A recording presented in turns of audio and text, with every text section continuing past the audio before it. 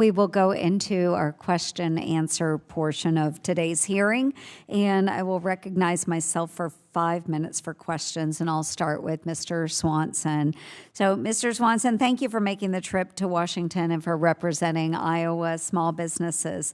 In your testimony, you describe how you bought your business from an international owner and then used the SBA's 504 loan program to both purchase your business's building and then expand your operation in Iowa. Can you describe the investments that the 504 program has enabled you to make and how the program helps small manufacturers secure the capital they need to expand operations and maintain a steady pace of modernization? Thank you, Senator Ernst. In our case, the initial the structure of the 504 program was essential for us as a relatively new ownership group to afford even considering the purchase of the building. And what that enabled us to do was secure the future of our business in that location within a purpose-built structure that met our needs very well. The expansion following behind that, again, without the 504 program was a very attractive way that we could do that while still maintaining enough working capital, continue to hire the staff that we were building back, as I indicated in my comments. In additionally, we were in need of bringing in more production equipment. And so again, by having the capacity to continue to make those incremental investments over the growth of our business, that is the end result of how we use the program and how it benefited us. Wonderful, I appreciate that. And then modernization, continual modernization, really appreciate that. Constantly, and we've made more investments this year in some new capabilities, a laser welder, plasma table, all things that we didn't have the internal capacity to do before, and it just all helps drive more of our capabilities internally. Fantastic, thank you.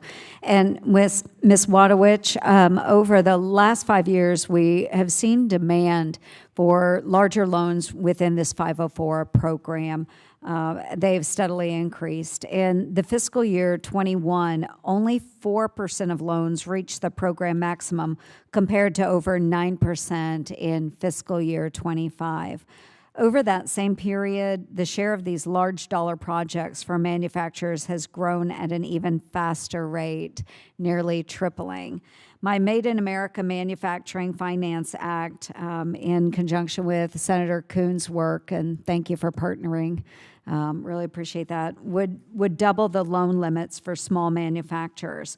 So if you could explain for us, what are the benefits of expanding the 504 loan program's limits for small manufacturers, and how can we do that while also mitigating taxpayer risk?